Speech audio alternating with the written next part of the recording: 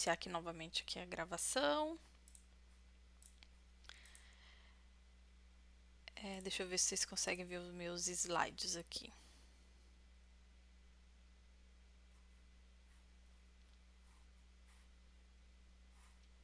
Tá. Vocês conseguem ver aqui os meus slides, gente? Sim. Ah, que ótimo. Então, vamos iniciar, né? Então, a nossa programação de encontros síncronos, pessoal, ela é de 15 em 15 dias, né? Inclusive, assim, nós temos 3 encontros síncronos, esse aqui é o segundo, nós teremos um último encontro daqui a 15 dias, né? Por quê? Porque a nossa disciplina vai acabar e vão iniciar outras disciplinas para vocês, tá? Então, para não ficar muito, tipo, toda semana a mesma disciplina, a gente intercala entre essa disciplina e a outra, né? Que é a de educação, alguma coisa lá, que o professor também se chama Giancarlo, né? Então, toda semana a gente tem um conteúdo ali para trabalhar, né? Mas não é toda semana que a gente tem aula síncrona. Mas hoje eu vou trabalhar com vocês, a gente vai discutir um pouquinho o conteúdo da semana passada, né? Que não teve a aula, e o conteúdo dessa semana. Vamos fazer os dois em um só, tá certo? E assim, gente, a disciplina, o curso, ele é totalmente EAD, né?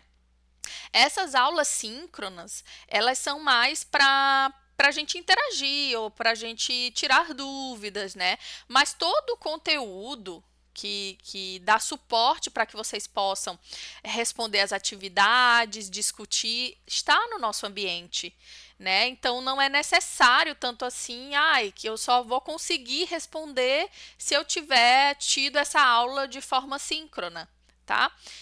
Mas, claro, se tiverem alguma dificuldade, não compreenderam o que é para fazer na atividade, ou não se sentiram, né, capazes de responder ali a atividade, vocês podem nos chamar no chat, né? Que aí a gente abre, eu posso abrir um Meet exclusivo com vocês naquela semana que a gente não tem o encontro para tirar dúvidas, né? Para a gente trocar uma ideia, tá bom? Eu vou iniciar então, pessoal, e eu gostaria assim, ó, se vocês quiserem complementar, né, vocês podem abrir o microfone e me interromper, certo? Não precisa esperar eu terminar, porque às vezes a ideia tá fluindo ali, e vocês já querem, né, trocar uma ideia comigo, tá bom? Então, na semana passada, né, o assunto que estava lá no nosso ambiente virtual de aprendizagem era o assunto de cultura digital, né? E aí, gente, nossa, o que que é cultura? Né? A cultura é algo muito abrangente, né? Profe, dá um Oi, pouquinho para deixar na tela de apresentação, que ele está pequeno para ele tá conseguir. pequenininho? Ai, peraí, deixa eu ver aqui então.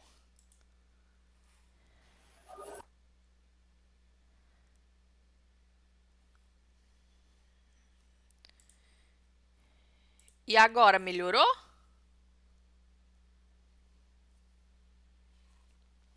Continua o mesmo. Ele Continuou? não está em modo de apresentação, tela cheia. Tá. Então vou apresentar.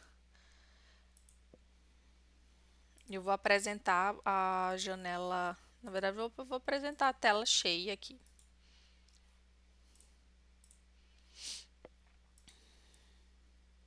E agora, tá grande? Aí, obrigado. Agora tá. Então tá. Então vocês imaginem assim, né? O que que vocês fariam se a gente acordasse amanhã e não pudesse mais acessar a internet, né? Igual aconteceu na pandemia. Do dia para a noite a gente não podia mais sair de casa, né? A gente não podia ir no mercado, a gente não podia fazer visita aos nossos familiares, né? Foi um choque muito grande. E vocês conseguem se imaginar sem poder utilizar a internet no celular de vocês, no dia a dia de vocês?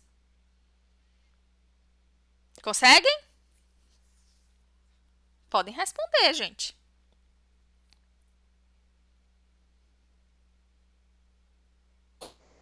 Isso é muito complicado, ficar sem internet. Porque hoje em dia o mundo gira em torno da tecnologia. Há muito tempo atrás a gente percebe assim, ó, que o ensino EAD é uma coisa tão distante da gente, né? E já há muito tempo, né?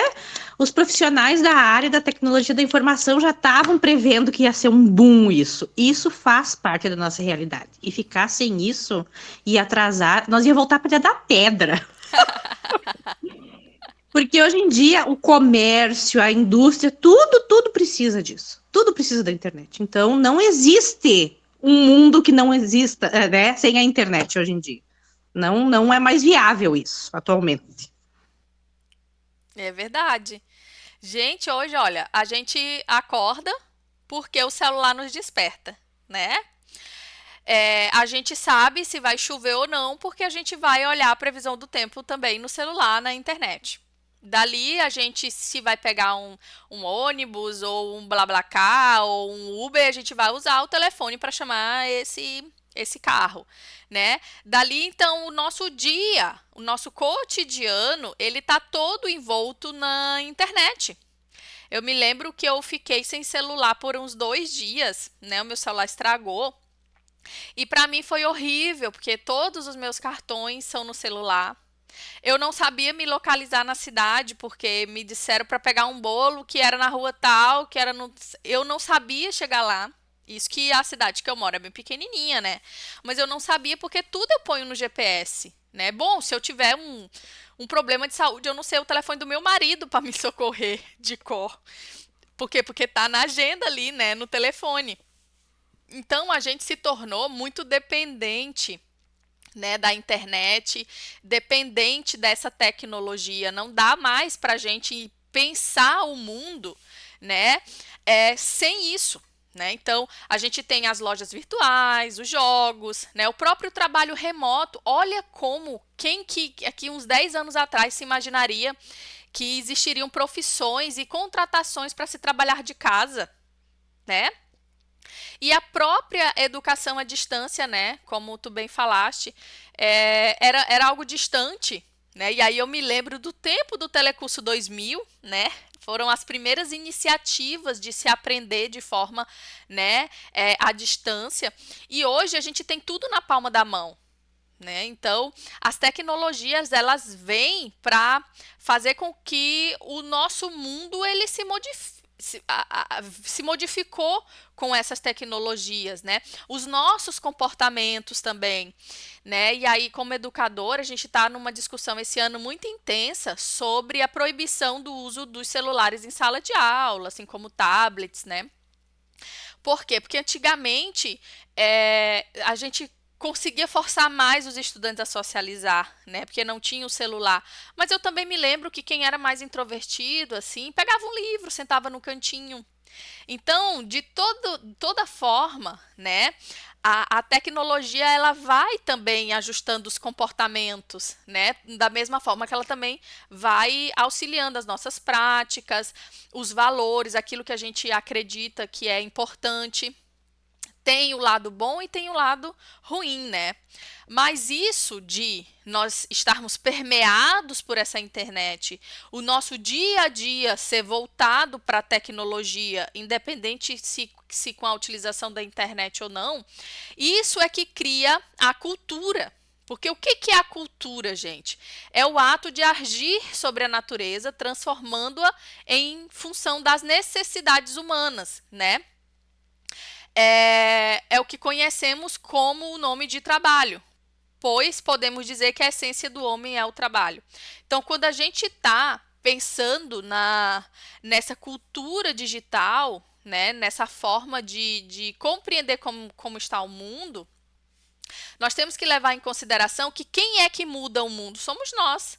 Né? É o ser humano que muda esse mundo. E a construção dessas mudanças, elas acontecem muito em volta do trabalho. Né?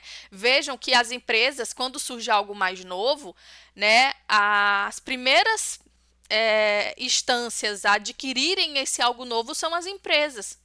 Né? Me lembro quando surgiu aquela inteligência artificial, que é um chatzinho, né, que tu coloca ali as perguntas, mas antes disso já existia no telefone de tu ligar e tu aperte 1 para tal coisa, aperte 2 para não sei o que lá. Né? E hoje a gente tem o chat, né, das empresas que fazem mais ou menos esse trabalho, de ter algo já pré-configurado e ele tentar te atender ali de alguma forma.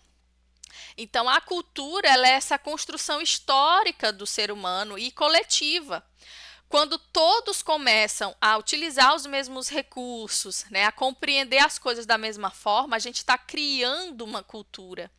Né? Nós conseguimos mudar muito, por exemplo, a cultura do trabalho, de espaços muito machistas para espaços em que a mulher tem mais vez. Né? Nós conseguimos modificar muito a cultura de uma época que era bem rigorosa, que tinha valores, né, familiares mais rígidos, e agora a gente tem uma outra cultura do reconhecimento, do respeito às diferenças. Né? Então veja que a cultura ela vai se criando à medida que os grupos sociais, né, naquele determinado tempo e espaço, eles vão criando essa dinâmica, né? E aí tem um trecho que eu coloquei aqui que eu acho bem interessante, é que o ser humano é o único animal que nasce inacabado. Né, e precisa produzir os meios necessários à sua própria existência. Se pegar todos os animais, né, a maioria deles já nasce aprendendo a andar. Né, já nascem ali com suas defesas ativas, né, aos poucos eles já sabem, já tem todos os instintos ali pré-configurados, e a gente vai se adaptando ao nosso meio e transformando ali o nosso meio também, né? Então o ser humano ele se torna humano nesse processo, né? E aí cada região, cada povo vai ter suas características culturais. Por quê? Porque vai ser uma construção daquele povo. Se nós pegarmos, por exemplo, o modo de viver do Brasil, as crenças, né, as vestimentas, a música, ela é muito diferente se tu for ali para a Índia. Por quê? Porque a nossa cultura ela foi construída a partir da nossa existência. Né? A gente foi existindo, foi interagindo com o meio, foi criando ferramentas e assim a gente foi criando esses espaços. Né? E o trabalho ele é um importante meio de produção de cultura. Né, e de influência na cultura. A partir do trabalho, a gente consegue, né, evoluir com as tecnologias, pensar novos meios, inclusive de processos educativos, para atender a uma demanda. Né? Prova disso, gente, é que ali depois da Revolução Industrial, nós conseguimos avançar muito em termos de desenvolvimento de tecnologia, de maquinário, né, de remodelação do próprio ensino, né, para atender ao quê? Ao processo produtivo, tá? Então, a tecnologia ela vai entrar como um dos mecanismos de produção dessa cultura. Por quê? Porque ela está inserida no nosso meio de vivência, né? E a tecnologia nada mais é do que a habilidade, né, ou conhecimento e objetos que ampliam a capacidade do homem de manipular e transformar o mundo em que vive. Então, hoje, por exemplo, se eu fosse uma ativista, né, por exemplo, em relação ao feminismo, né? Antigamente, para que eu pudesse me apropriar disso, estudar sobre isso e juntar mulheres para falar sobre isso, eu ia ter que utilizar cartas, né? Eu iria ter um público mais reduzido aqui à minha região, eu iria também ter um conhecimento menor, né? Porque eu estaria ali convivendo com as mesmas pessoas, né, que tem a mesma realidade que a minha. Eu estaria me apropriando apenas de livros, né, de coisas que eu teria acesso aqui na minha região. E hoje, gente, olha o quanto que ampliou a capacidade da gente se desenvolver em todas as áreas. Né? Porque hoje eu poderia pesquisar o material que eu quisesse sobre a temática, inclusive de outros países. Né? Eu poderia trocar com mulheres de todos os países ou de outras regiões. Eu poderia fazer um evento, né, com todas essas mulheres para a gente discutir. Então, assim, a tecnologia é essa potência de transformação, né, e de melhoria daquilo que a gente vive. E as tecnologias de informação e comunicação, elas estão relacionadas a trazer ferramentas para armazenar, manipular, né, transmissão analógica ou digital de mensagens através de diversos sistemas. Então, quando a gente está falando de tecnologia, né, a tecnologia é essa habilidade de melhorar, de transformar, né? E aí pode-se utilizar a internet ou não, tá? Mas as tecnologias de informação e comunicação, ou as tecnologias digitais, né? Elas estão muito mais voltadas para as ferramentas, tá? Então, exemplo de uma ferramenta de tecnologia de informação e comunicação é o Google Meet, né? Essa sala de conferência que nós estamos aqui agora, tá? Essa sala, ela nos permite mostrar materiais, né, interagir, ver, ouvir, né, passar um vídeo, né, trocar, compartilhar documentos, compartilhar N informações que a gente queira. Então, essa daqui seria uma tecnologia de transmissão, né, ou uma tecnologia de mensagens, né, que vai facilitar a forma com que a gente aprende. Então, o próprio ambiente virtual de aprendizagem, que a gente já, né, conheceu, né, no nosso caso é o aplicativo Moodle, é uma tecnologia de informação e comunicação, né? Ele foi projetado para simular uma sala de aula presencial e atender ali as necessidades pedagógicas que normalmente se tem na sala de aula, que é o quê?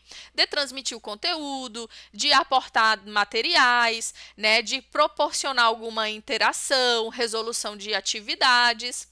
Então, essas tecnologias, elas estão aqui para o nosso serviço e a gente as utiliza da melhor forma, né, para explorar os recursos ali que ela nos oferece.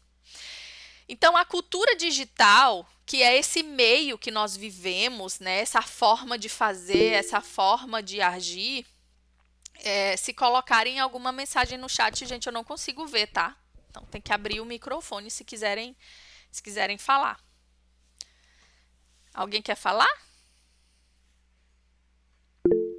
Eu ouvi só um negocinho no chat. Não? Sim, professora, Ah, claro. desculpa. Primeiramente, boa noite a todos. Eu me chamo Antônio Robson. Estou na Paraíba, mas eu sou paraense. Ah, que legal. Uma das vantagens de estar fazendo o curso EAD, né? Uma das vantagens que as tecnologias de informação nos proporcionou atualmente. O que eu passei lá no chat, professora, é o seguinte, é que, retornando, né, a um ponto anterior que a gente tinha comentado, eu acredito que essa simples proibição de celulares em sala de aula, ela é contraproducente, né? Uma vez que é melhor a gente absorver essa tecnologia nas salas de aula, é claro, de forma adequada, para complementar a própria aula, né? Complementar como ferramenta didática ou coisa desse sentido. E, além de que a simples proibição, ela não ensina os estudantes a usar adequadamente essa ferramenta. Eles vão ter uma restrição durante as aulas, durante o momento que eles estão na escola, mas quando saírem dali vão continuar usando a ferramenta de uma forma não saudável, não adequada, passando horas ilimitadas, fazendo uso, sendo expostos, e aí a gente já passa para pensar a educação num sentido mais amplo, né, de formação do ser humano, que o estudante não está ali só para absorver conteúdo, ele também está ali para se formar como ser humano, para estar preparado para a sociedade. E a gente vê muitos problemas, inclusive, inclusive essas proibições que queriam passar e acabaram passando, se eu não me engano, elas vieram dessas dificuldades que os estudantes estão tendo. Mau rendimento ou exposição a conteúdos inadequados, dispersão nesse sentido. Era isso. Ai, obrigada. Eu sou piauiense, não sei se tu estava na aula passada, né? Eu vim parar no Rio Grande do Sul, mas sou do Piauí, né? Então é da Paraíba, é ali próximo. Mas isso, eu concordo muito com isso. E passou, né, essa questão da proibição do celular na sala de aula. E passou porque, de fato, os estudantes não têm maturidade, eles não têm uma educação digital. É isso que eles não têm, né? Porque se tu for parar para analisar o que eles acessam, eles não utilizam, eles nem sabem, na maioria das vezes, utilizar o celular para fazer uma pesquisa no Google sobre determinado tema, né? Tu pergunta para ele, tu sabe fazer um bolo de laranja? Não, não sei. E tu não tem nenhuma ideia. Eles não têm nem aquela curiosidade de dizer, olha, eu não sei, mas eu vou pesquisar aqui e já te falo, né? Eles não percebem o potencial daquela ferramenta que está na mão deles. Então, é isso que, assim, faz com que a gente se preocupe, né? Mas de que forma a gente está tratando isso? Ao invés da gente, por exemplo, inserir espaços para trabalhar isso, né? Para mostrar uma nova forma de utilização, é mais fácil proibir, mais fácil dizer não tragam. E aí o aluno, obviamente, vai ser forçado ali a ficar, né? A socializar, vai ser forçado ali a prestar atenção na aula, o que é bom para o processo também, né? Tem suas vantagens, né? Mas é como tu tá mencionando aí, ele sai ali da aula e ele vai para casa, a família também não tem uma construção de uma educação digital, então a gente está inserido dentro de uma cultura digital, né? Mas o que nos inunda são ferramentas e são meios digitais que não nos fazem crescer, não nos fazem nos tornar uma sociedade melhor. Porque se aí a gente for pegar para grande massa, né, o que é mais consumido na internet é rede social, né, distrações. Então, pouco se utiliza de fato para pesquisa, né, para desenvolvimento de tecnologia, para troca de ideias, né.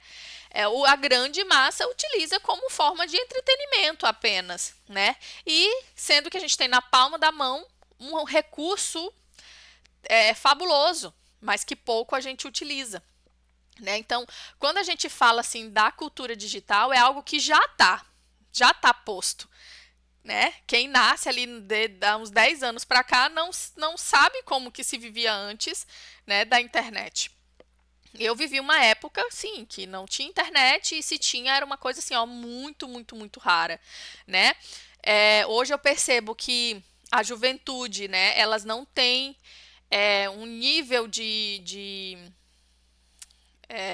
resistência, né, a muitas coisas do mundo, a aprender a esperar, porque é tudo muito rápido, né, tudo na palma da mão, então é difícil para essa juventude esperar, é difícil para essa juventude se concentrar, é difícil estudar, né, porque ali tu tem tudo muito rápido hoje, inclusive com as inteligências artificiais, que a gente vai falar um pouco na outra aula, nós podemos colocar ali no chat GPT e ele vai trazer ali a resposta para você.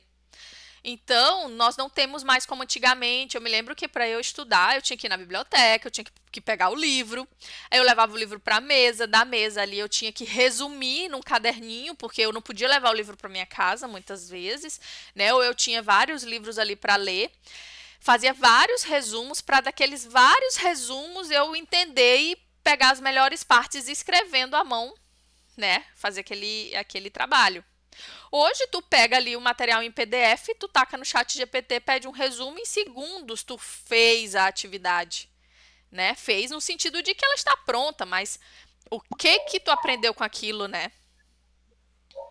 Pode falar. Tem o microfone aberto, quer falar ou abriu sem querer?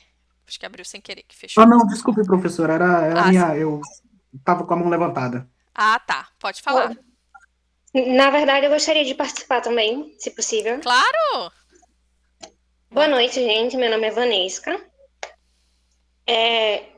Aproveitando o tema abordado, né, levantado, chega até a ser meio retrógrado, porque a gente estava com algumas smart cities em desenvolvimento.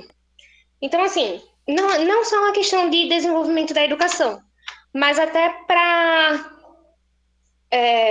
uma melhor gestão dos alunos em sala. Não só em sala, né? Porque dependendo da situação que você vai analisar, dependendo da escola e do estado que você vai analisar, a gente tinha opções que dava até mais segurança para os pais mandarem os filhos para a escola a partir da tecnologia embarcada no próprio dispositivo de celular das crianças.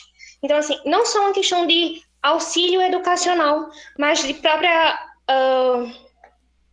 mas de questão de garantia de qualidade, de presença do aluno e de mobilidade. Porque a gente sabe que cada caso é um caso. Não dá para generalizar o funcionamento educacional, nem de crianças, nem de adultos, né? Principalmente quando a gente leva em consideração a educação profissional e tecnológica, que é um público mais, teoricamente, mais maduro, mas que age mais intencionalmente do que as crianças. Então, assim, a questão da limitação dos dispositivos celulares, ela não só contraproducente, ela chega a ser retrógrada em alguns casos.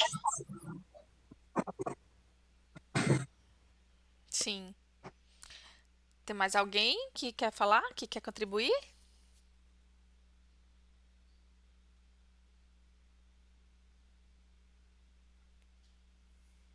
Não? Gente, essa limitação, né? Veja como dá muito pano para manga, né? Que dá uma discussão muito boa essa questão da proibição mesmo, né?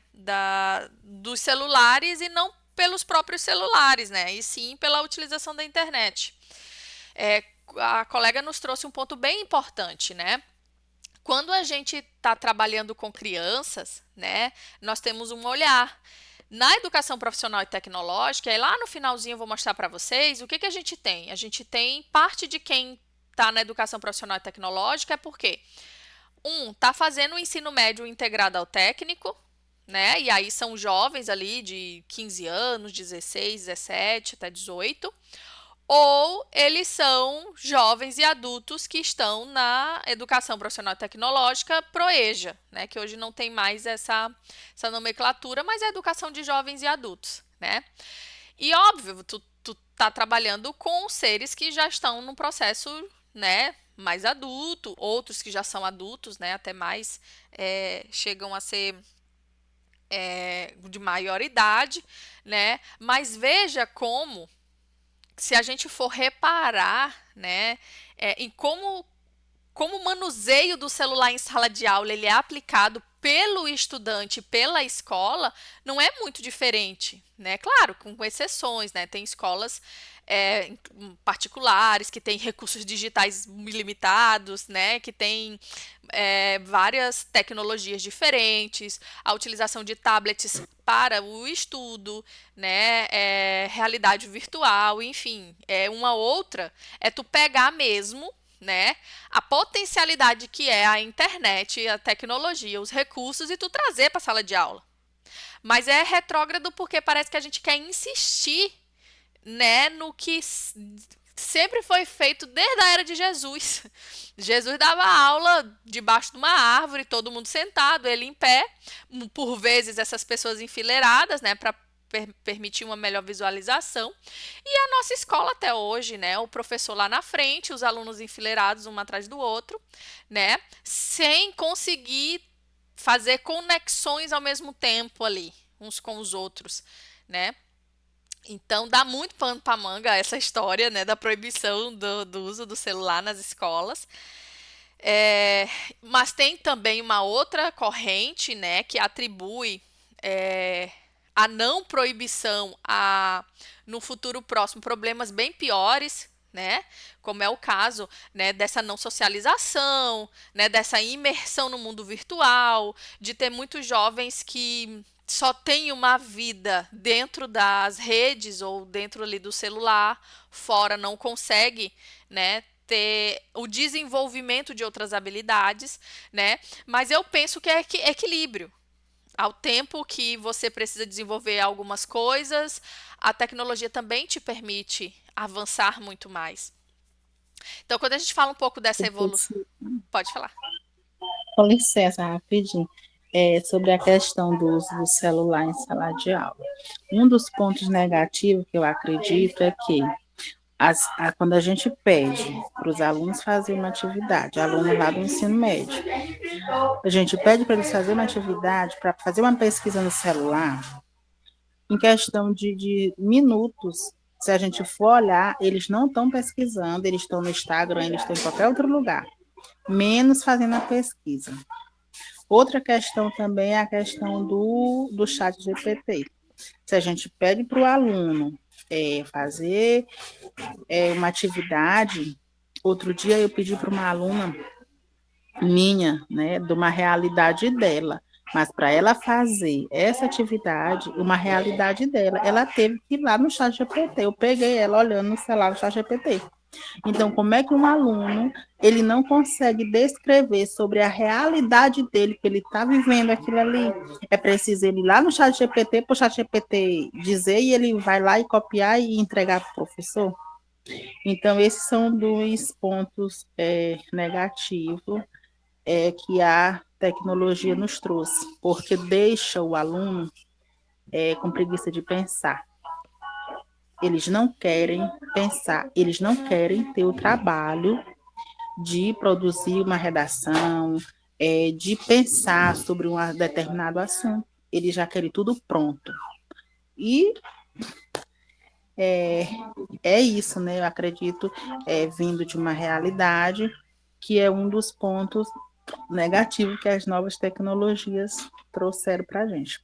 Certo que algumas ferramentas digitais a gente pode usar, é maravilhoso, eles se sentem motivados, eles querem participar quando a gente usa um mapa, pede para fazer um mapa mental, quando usa o Padlet, mas trouxe esse outro lado, que não é tão positivo, que é a questão da distração, porque se pede para eles fazerem uma pesquisa em questão de minutos, eles já estão lá fazendo outra coisa.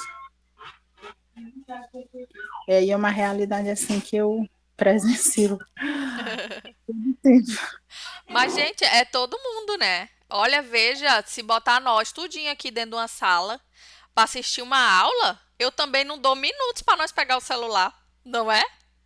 Porque parece que é a cultura dentro da cultura digital, né? Parece que a gente não tem mais paciência para ouvir, Isso. né? É Aí agora complicado. um ponto positivo, né? Que, eu estou aqui, estou no Maranhão, né? E estou fazendo um curso do São João do Polícia, entendeu? Então, esse é um ponto positivo, porque eu já fiz já 2 pós à distância, né? Graças às novas tecnologias, né? Então, aqui eu estou em outro estado, né? Mas eu tenho a oportunidade de fazer coisa que seria muito difícil na minha cidade. E teria outras questões de financiamento, de pagar. Então, aqui eu estou fazendo um curso à distância, gratuito, né? Então, esse é um dos pontos positivos, né? Mas já na prática, em sala de aula, para um aluno que ainda está com 15 anos, 17, 18 anos, digamos que ainda está em formação da personalidade, não, da construção assim, de vida mesmo, né? Agora, digamos assim, para um adulto que já está que já tem uma maturidade, é isso que eu quero falar, que já tem uma maturidade, aí é legal. Ah, sim. Mas mesmo assim, já tive várias disciplinas que a tecnologia prejudicou, né? Porque foi lá no chat GPT para fazer, e isso, gente, como eu digo, gente véia, né? Gente véia, né? Vai lá no chat, quer sempre atalhar, né? Não quer. E assim, pra profissão da pessoa, né? Ela vai exercer aquilo dali, ela vai cuidar de outras pessoas. E mesmo assim é difícil, porque a gente não foi ensinado a lidar com isso. A gente simplesmente vai lidando e vai chegando e vai chegando e vai chegando. E a gente vai se sobrecarregando com tudo aquilo dali, tentando absorver o máximo, né? E vai acontecendo. Então é algo bem delicado. E eu acho que as escolas deveriam trabalhar a questão da educação digital. Está sendo inserido muita educação financeira, né? Agora nos currículos. Mas a educação digital ela é muito importante. Alguém quer falar? Boa noite, professora. Boa noite. Eu sou da educação técnica em agropecuária e nós já, né, nesse sentido, nós temos um bom trabalho, que nós usamos muito a tecnologia embarcada em máquinas Sim. e nas instituições para controle, inclusive financeiro. E o trabalho que nós estamos tendo é a questão que a gente se depara muito é com a distração deles na rede de comunicação. Mas eu vejo um ponto positivo porque nós temos como cobrar deles. Assim como os colegas estão no norte do país e nós estamos uma turma bastante ampla, né? E basta nós termos que adaptarmos ou estimularmos esses jovens a ter responsabilidade, fazer porque eles querem, né? Já não é a mesma coisa no primeiro grau, né? Que aí tem que ter o processo de conteúdos, tudo, né? Não que no ensino técnico não tem, mas é uma formação diferenciada, né? E muitos dos nossos jovens que fazem educação técnica, parte deles esse princípio, eles querem ser.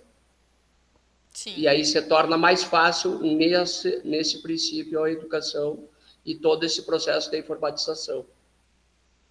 Porque eles vão se deparar na vida adulta ou na vida profissional, nas empresas, com toda essa tecnologia. Então, há um estímulo para que eles foquem no que está sendo ensinado, seja via de multimídias ou seja em sala de aula comum. Então, acho que é bastante positivo. Claro, para cada público tem a sua maneira de ser trabalhado. E é como a senhora diz, nós deveríamos ter, como nós temos a educação financeira, também ter essa educação digital. Essa é a minha participação. Isso. Muito obrigado. Eu que agradeço. Que legal, agropecuária, que a gente tem o curso de ensino médio integrado em agropecuária.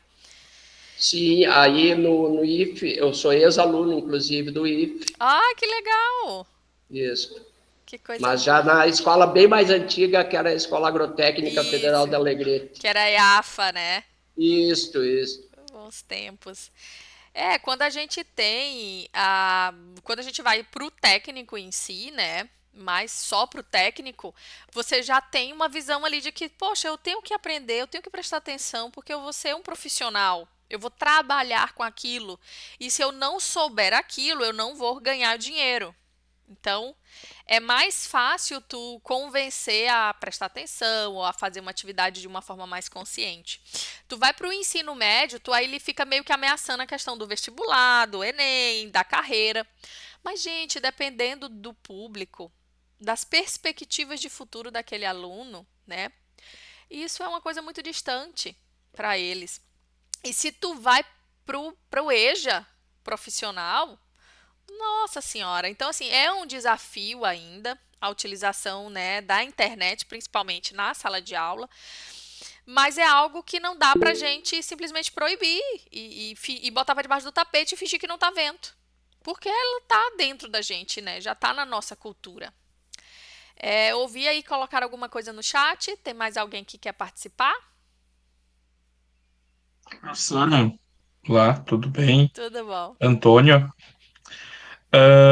eu vejo nessa questão de utilizar ferramentas, né? Eu tenho 26 anos e eu lembro da minha época de colégio, ainda estava muito a questão da Wikipedia, Sim, né? sim. Então, e os professores falavam muito, não copia o trabalho, tinha muita gente, nós pegávamos o trabalho e copiava do Wikipedia, que estava ali pronto, né? E eu me lembro de uma vez um professor de história pegar e, tá, já que vocês todos vão usar do Wikipedia, então vamos validar esse conteúdo, vamos ver se isso é verdade. Eu acho que também é pouco aguçado, se fala muito da forma negativa, mas tipo, pegar o chat GPT, utilizar ele, fazer a busca, né, fazer um prompt ali e validar isso, fazer o aluno validar esse conteúdo. Ser crítico, né? Será que... Exato. Esses dias mesmo eu vi um conteúdo de um jornal que utilizou ChatGPT e que as informações não foram validadas. O próprio jornal não fez esse exercício, né? Então, eu acho que também falta um pouco utilizar as ferramentas no bom sentido para aguçar. é educação, né? A gente tem que buscar meios.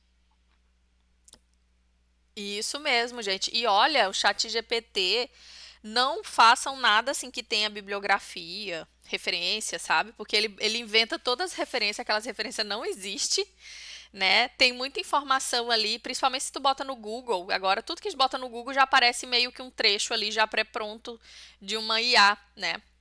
De uma inteligência artificial. Na maioria das vezes, aquele texto não condiz com a realidade, né? Então, eu penso isso também, sabe? Não é proibir, então tá, vamos usar, vamos. Então, vamos usar de forma crítica, né? Na minha época, os professores passavam a gente fazer uma paródia. Que aí a gente tinha que pegar uma música, tinha que transcrever aquela música com outras palavras que fossem de acordo com aquele conteúdo, e a gente tinha que ir lá na frente da sala de aula cantar aquela música, né, com aquela paródia ali. Por que não usar o TikTok para isso, né? Olha, o trabalho é esse, vocês vão fazer uma paródia de uma música e vocês vão postar no TikTok. Então, é usar o que a gente tem, né, dessa forma e aguçar e mostrar para a juventude que a gente pode utilizar, trazer essa educação da utilização, né, desses recursos. Então, a gente vem aqui, voltando um pouco aqui para os slides, né, Ana, Pode falar.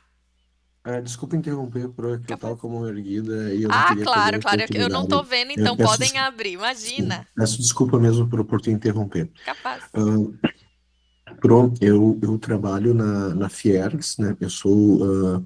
Eu trabalho com as turmas de gestão, do eixo tecnológico gestão, e falando um pouquinho sobre a questão do digital, né?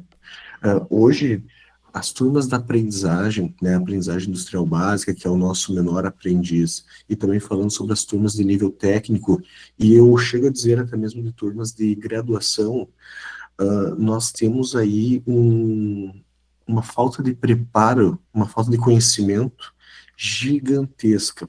Claro, a gente nunca pode generalizar, mas na sua grande parte, né, a predominância é como nós tivemos um treinamento, eu fui agora na semana do dia 11, na conferência de IA em São Paulo, né, uma conferência de IA do Conference IA Brasil, e assim, a gente percebe o quanto nós estamos engatinhando no que se refere à educação digital. Até mesmo hoje um aluno pegou e disse assim, professor, como é que eu faço um histograma? Um gráfico básico ali da gestão. E daí a minha sugestão para ele foi o seguinte, né? Você pode começar assim, por mais que não seja o ideal, né? Boa tarde, chat. O excelentíssimo professor solicitou que eu realizasse um histograma. Quais são as principais características que um bom histograma não deve deixar de ter?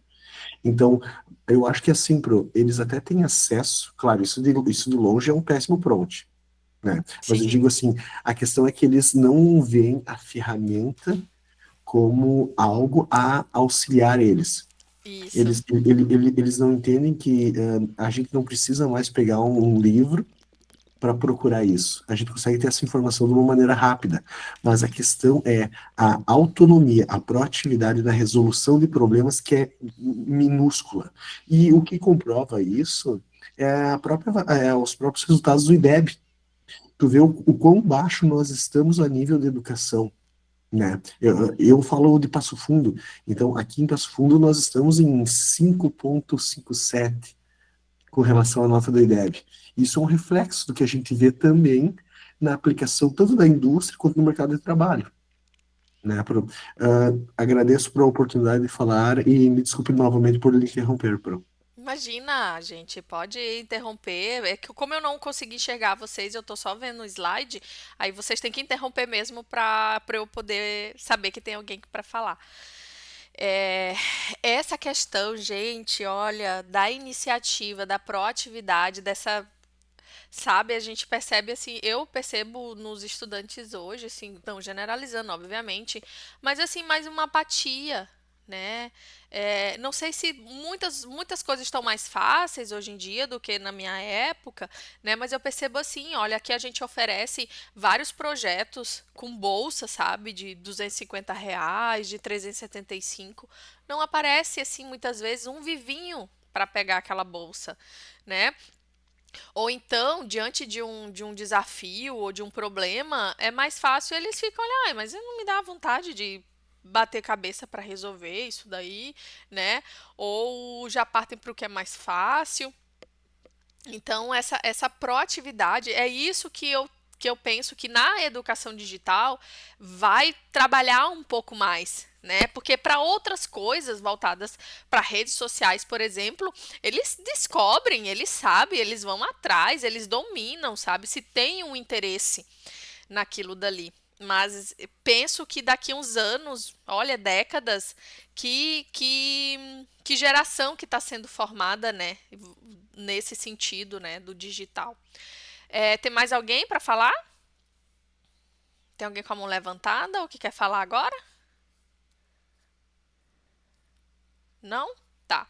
Então, voltando um pouco aqui no slide, essa cultura digital, né, e assim, o avanço dessas ferramentas, elas vão, década após década, tendo assim um salto gigantesco, né? Então, lá na década de 70, entram ali os primeiros computadores, mas coisa muito simples, mas para facilitar a execução de tarefas, né, que envolviam uma quantidade exorbitante de cálculos. Lá para a década de 70, começou-se o desenvolvimento e a comercialização dos microprocessadores, né, que aí começa-se também a ter o investimento para os celulares, para equipamentos menos robustos, né, menores, né, automação de máquinas, que aí vai sempre, veja que assim, esses booms de tecnologias e de melhorias, normalmente eles estão atrelados ou à indústria, né, ou às guerras. Então, depois da Primeira Guerra Mundial, da Segunda Guerra Mundial, a tecnologia, a ciência avança muito, né? Obviamente que a guerra é uma coisa horrorosa, né? E muito triste, mas ela tem esse outro lado de proporcionar, né, a necessidade de se evoluir rapidamente na produção, né, de objetos, de máquinas, de tecnologia e também na construção de mentes pensantes, né, na ciência para desenvolvimento de armamentos, né, ou de algo que torne aquela nação mais forte frente àquele contexto. Em 90, ou em 80, né, começou-se a se popularizar a internet, com computadores menores. Na década de 90, então, tem a disseminação da internet. E aí, quando a internet entra, começa-se a criar a cultura digital, né, ou a cybercultura, né? A cultura digital, então, ela consiste nesse conjunto de experiências, práticas, valores, hábitos, formas de pensar, interagir, comunicar-se, que são predominantemente, né, deste momento agora, né? E que vão resultar das mudanças nos setores ou produtivos, né, ou nos setores sociais, em decorrência do desenvolvimento das tecnologias. E a singularidade, né, o que tem diferente na cultura digital é o fato de poder viabilizar novas possibilidades de comunicação e interação entre as pessoas, né? E isso só é possível a partir do desenvolvimento de tecnologias, de meios de comunicação mais rápidos, de aplicativos, né, que permitam a gente se conectar. E aí eu trago sempre assim o contexto da pandemia, né? O quanto o desenvolvimento de tecnologias, né, de comunicação, de possibilitar a gente falar de onde a gente estiver, fazer reuniões, né, antes da pandemia, esses momentos assim no Meet, um que só existe, que era mais divulgado era o Meet, os outros canais de teleconferência eram pagos, e hoje a gente tem canais de streaming que tu pode divulgar ali no YouTube, streamar, né, colocar ali ao vivo no YouTube, de graça. Tem N ferramentas de graça para desenvolvimento de jogos, né, para conversas, para ambientes virtuais de aprendizagem, né? E uma infinidade grande.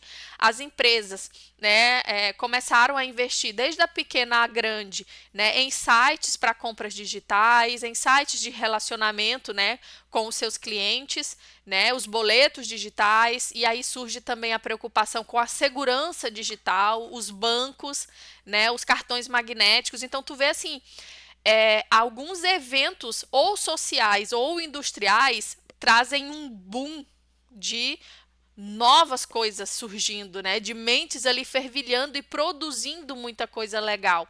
E agora a gente vem vivenciando os últimos anos com a questão da inteligência artificial, né? E aí o mais comum é o ChatGPT, mas nós temos inteligências artificiais diversas que fazem 1 bilhão de coisas, né?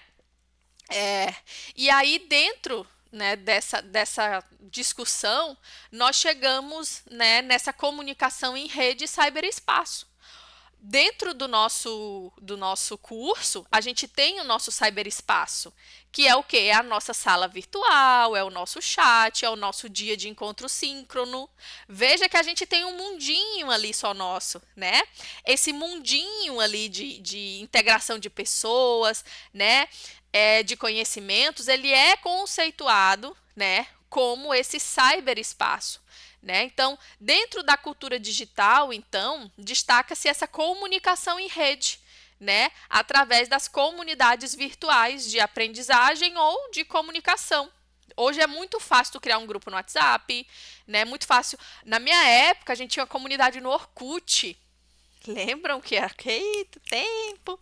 Comunidade no Orkut que a gente fazia ali, né? Ah, eu odeio calça capri. Tá, todo mundo que odeia calça capri entrava ali. Hoje a gente tem o Twitter, né? Que aí a comunicação do que está acontecendo no mundo, ela é ao tempo que acontece, né? Tem o Instagram, tem o Facebook, né? Tem o LinkedIn. Então, assim, são comunidades com perfis de divulgação, de interação, característicos daqueles perfis, né? Embora tenha várias redes sociais, cada rede ela tem um perfil de comunicação, ela tem um público, né, para aquela comunidade. E isso é constituído como o cyberespaço, né? Que ele é definido como um novo espaço de comunicação, de sociabilidade, de organização de transação, mas também como um novo mercado de informação e do conhecimento. Antigamente, se tu quisesse saber alguma coisa que estava acontecendo no mundo, tu tinha que esperar à noite no Jornal Nacional, ou meio-dia no jornal da tua cidade, ou ir se deslocar até uma banquinha de revista para comprar um jornal, né? Hoje, se a gente quer saber de qualquer coisa que aconteceu no mundo, a gente pode escolher várias versões de vários jornais, de vários sites de fofoca, né? De piadas, enfim. Aquele mesmo assunto, ele tem diversas vertentes de comunicação. E aí, gente, dentro do cyberespaço, né, vejam que é um novo jeito de comunicar. E aí, sendo um novo jeito de comunicar, também é um novo jeito da gente escrever, né? O espaço da escrita, então, na cultura digital, nós temos a tela como esse aparato de escrita, né? Como uma forma de produzir, apresentar, ler um texto e que se converte ainda num hipertexto, né? Nos links. Então, tu vai, por exemplo, olhar ali o nosso material, tu tá lendo ali sobre, por exemplo, cybercultura, sobre cultura digital, tem um link ali que tu entra, te joga lá para uma outra página, né? Num outro site, fora ali do ambiente virtual, que está falando sobre cultura digital de forma mais aprofundada e que já tem um outro link que tu clica, já vai para uma outra página no YouTube que tem um vídeo. Então, veja que assim, a forma como a gente lê, né, no digital, ela é muito diferente da forma como a gente lê, né, no físico. Tu vai ler um texto, tu vai ler só aquele texto que tu tá lendo. Tu não consegue ir navegar, né? Então, a escrita, a leitura no digital, ela é bem diferente, né? A escrita da mesma forma, né? E aí tem várias discussões sobre isso, né? Os jovens também, a gente está desaprendendo a escrever, né? Quem de vocês aí, de tanto não pegar num lápis, numa caneta para escrever um texto, precisou escrever um texto grande, a letra ficou horrorosa, a mão doeu, né? Não estava mais acostumado, porque a gente ou está teclando ou está digitando ali, né? Então, a forma da gente escrever mudou. Se eu vou escrever um texto, né, para vocês, por exemplo, esse slide, né, que seria o meu quadro ali, que eu iria só escrever no quadro só com letras, só com palavras, aqui eu coloco uma imagem, né? Eu coloco ali uma animação para dar um up na apresentação, eu posso colocar alguns botões para a gente ir interagindo, né? Então veja que a escrita também no digital, ela é diferente, né? Então, quando a gente pensa, comparando o físico com o digital, né? O texto escrito no papel, né? O hipertexto ele é escrito e lido em múltiplas direções, né? Quantos de nós também nem é dentro do texto, a gente está lendo ali alguma coisa, daqui a pouco a gente vai para outra tela para ver se já carregou um outro assunto que não tem nada a ver, daqui a pouco a gente abre o WhatsApp, depois a gente volta ali para onde a gente estava lendo. Né? No digital, a gente tem essa possibilidade de multidirecionamento, né, da informação. E você também pode estar lendo algo e não entendeu aquilo e tu coloca ali, por exemplo, no ChatGPT aquele texto e pede para que seja explicado de uma melhor forma, né, ou detalhado, né, ou pega aquela temática e joga no YouTube para ver um vídeo, alguém falando, explicando. Então, a gente tem uma diferença entre escrever, ler e interagir no digital, né?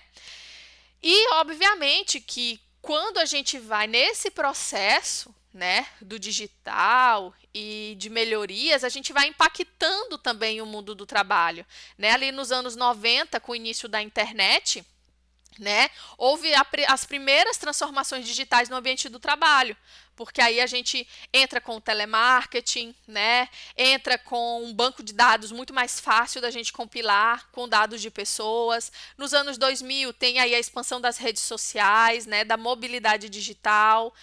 Nos 2010 ali tem a consolidação do trabalho remoto, de plataformas de trabalho, de eu poder me comunicar com pessoas que trabalham na mesma organização, mas que estão em outros estados, né? E em 2020 surge aí a inteligência artificial, a automação, né? Que inclusive vai criar novas carreiras, novas profissões e vai exigir que os futuros profissionais, até como o colega falou, que ele tenha conhecimento digital aplicado à sua área, né? De maquinários, né? De levantamento de dados. Então, é muito importante nós compreendermos o quanto que o digital impacta, né, em tudo que a gente faz, né? Então, as tecnologias, elas se transformaram integrantes da sociedade e trazem essas transformações, né, no mundo do trabalho. E aí também é importante a gente levar em consideração, né, que a internet, o mundo digital, ele está em tudo, ao mesmo tempo que ainda assim nós temos, né, pessoas que não sabem usar minimamente esses recursos, né?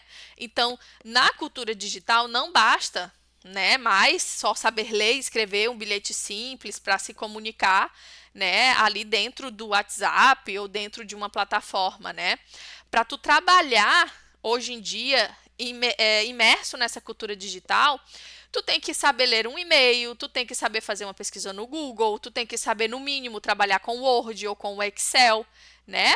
Não basta apenas saber trabalhar com o WhatsApp. Então, nós entramos numa discussão que é a alfabetização e o letramento digital. Tá? E aí eu já tinha mencionado antes, eu trouxe um gráfico aqui para vocês compreenderem os diferentes perfis do estudante da educação profissional e tecnológica, né? Nós temos ali meio a meio, basicamente, né? Adolescentes do ensino médio integrado, né? Ou adolescentes que estão fazendo o técnico subsequente, que já fizeram médio e estão fazendo a sua parte profissional. E aí esses adolescentes, eles sabem navegar ali nas redes sociais, mas como vocês até já mencionaram, eles, em sua maioria, não generalizando, mas em sua maioria, eles não têm aquele perfil de ir atrás, de proatividade, de usar a tecnologia, a internet, de fato para produzir conhecimento, né? Muitos têm curiosidade quando está mais na sua parte profissional, né? No sentido de pegar um equipamento, de conhecer um software que vai trabalhar, né, ali na sua área, mas isso de potencializar as ferramentas para o seu aprendizado, a gente percebe que ainda, né, é mais difícil, mas ainda assim são jovens que sabe acessar um computador, que sabe trabalhar, né? Não são tão analfabetos digitais. Em contrapartida, gente, nós temos também um grande quantitativo de jovens e pessoas adultas, né, que estão no ensino médio na modalidade EJA. E aí a gente tem todos os perfis. E que aí a gente também tem essas pessoas que têm uma dificuldade muito grande, né, com o digital. Né? São pessoas muitas vezes mais velhas ou pessoas que não tiveram acesso, né, a tantas tecnologias durante a sua vida e que a gente precisa compreender de que forma, né, esses desafios podem ser contornados aí para que ele possa se alfabetizar ou letrar-se digitalmente para ser encaminhado para o mundo do trabalho, né? Então, o objetivo é que essas pessoas se tornem mais autônomas para interagir nessa cultura digital, tá? A nossa atividade da semana, né? Então, diante dessas discussões e do que está ali para vocês, vocês conseguem ver aqui a tela do ambiente virtual? Eu tirei dos slides e vim aqui para a nossa sala, né? Vocês conseguem ver? Conseguem? Podem falar? Sim, dá Sim, pra sim, Tá. sim, dá para ver. Então, Oi, professora. sim, Posso fazer um comentário breve? claro, fica à vontade. Boa noite a todos. Roberto, né? Sou do Polo Cruz Alta, mas eu sou de Esteio, Rio Grande do Sul. Assim, não, acerca do que vocês estavam comentando ali, né, dessa questão, desse desafio que é principalmente para os jovens, né, saber utilizar adequadamente as ferramentas ali que tem à disposição. Um grande problema que eu percebo assim também dos alunos é realmente eles não conseguirem nem fazer às vezes a própria pergunta correta para a ferramenta, para o chat GPT ali, enfim, né, para a ferramenta de pesquisa ali. E eles não têm essa habilidade desenvolvida. E também não conseguem distinguir assim, o momento ali que é mais formal e o momento informal. Estou em uma conversa no WhatsApp com os amigos, na rede social ali, e agora eu vou fazer um documento oficial, uma prova, um trabalho, e eu preciso usar a linguagem adequada a isso. E dentro da ferramenta ali, tanto do Word quanto do Google Docs, ele tem à disposição, ele grifa quando a palavra ele ficou fora, vamos dizer que ela está sem concordância, está com algum erro ortográfico, e eles não conseguem perceber e clicar ali que o próprio Google já te dá a sugestão de melhoria, de ajuste daquele erro. E eles não conseguem fazer isso, eles não conseguem perceber essa disponibilidade que há na ferramenta. E aí tu fica pensando, mas como é que pode, gente? Eles lidam tanto com isso e eles não conseguem perceber algo que está ali na cara deles, está grifado, entendeu? Em azul ou vermelho. E aí é como a senhora falou ali antes, não sei se é uma apatia, um desinteresse, vou fazer porque tem que fazer. E aí leva a gente a pensar também, né, que sim, pode ser também por questões, às vezes, a própria família, né, não cobra do aluno, não acompanha a vida escolar do aluno, e aí o professor, a escola, né, tá ali para cobrar, e aí ele diz assim, quem são eles para mandar em mim, se meu pai e minha mãe não dão bola para as coisas que eu estou fazendo, quem são eles para mandar em mim, quem são eles para me orientar? Mas eles não conseguem perceber que esse também é o nosso papel. Só que a escola ela deveria reforçar esses valores, né, que a família já deveria passar. Só que o problema é que hoje a família não está passando isso, né? Enfim, é só um breve comentário que eu gostaria de fazer aí com vocês. Obrigado. Eu que agradeço, né, gente? E assim, se a gente for pensar nisso, o aluno chega para nós, né, nós professores. Aí o aluno chega para nós, assim, vamos lá, no primeiro ano do ensino médio, integrado ali no curso de agropecuária, um exemplo. Né? O que ele sabe ali de digital? Ele sabe acessar um Instagram, ele sabe conversar no WhatsApp, certo? Mas a gente não faz atividade pelo Instagram, pelo TikTok, pelo Facebook, pelo WhatsApp. a gente faz atividades que necessitam dele ter um conhecimento para trabalhar no Word, né, para fazer um PowerPoint, para utilizar uma ferramenta para criar um mapa mental. E assim, em que momento é ensinado isso para eles? Normalmente a gente acredita que ele já deva saber, né? Porque se ele mexe em tudo e ele aparenta ser muito desenrolado, né? No digital ele tem que saber. Só que isso não é ensinado formalmente, né? Eu não aprendi formalmente a mexer no Word, né? Ou a fazer um PowerPoint. Eu fui porque um professor passou aquela atividade e eu tinha que fazer. E aí eu fui descobrir, eu fui abrir, eu fui trocar com os colegas, fui perguntar para o professor, né? Mas eu percebo isso porque aí agora eu dou aula eu chego na graduação, por exemplo, né? E aí eu peço um trabalho que precisa ter uma capa, que precisa ter um resumo, um sumário, e o aluno não sabe fazer.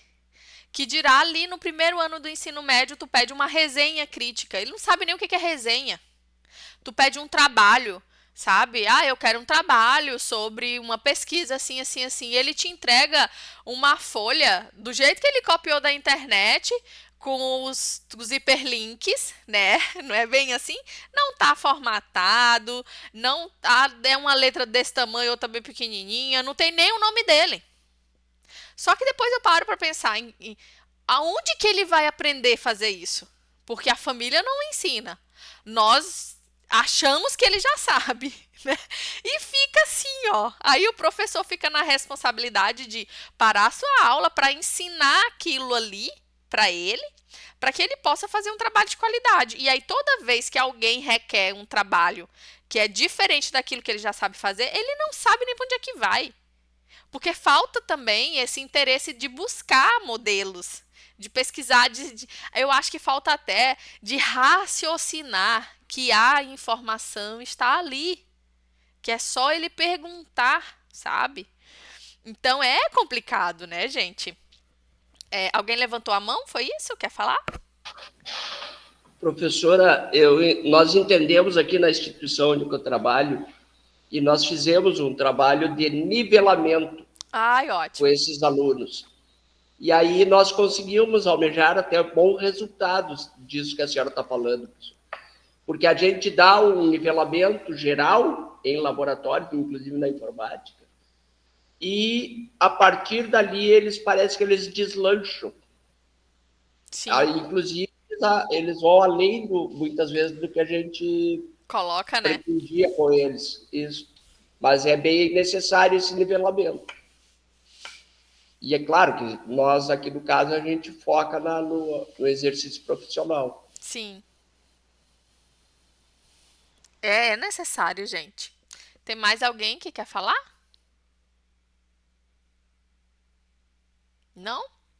Então, para encerrar, gente, a aula de hoje, olha, eu disse que ia ser curta, né? Já tá com 1h20. Meu Deus, falo demais.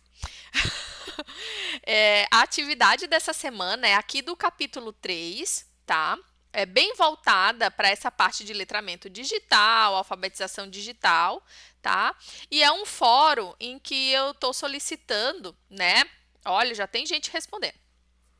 Né? Vocês leiam ali o material do capítulo 3, para que vocês consigam também, né, associar com a aula de hoje, compreender o que é alfabetização digital, né? E eu gostaria que vocês respondessem aqui no fórum, né, que dificuldades, né, vocês percebem e que se assemelham ao processo de alfabetização, né, normal, a alfabetização digital, né? Como os contextos e vivências podem influenciar essas dificuldades, né? Quem é mais do rural ou a família, né? E como essas dificuldades podem afetar a educação profissional tecnológica, seja na gestão, seja em sala de aula, e como lidar com elas.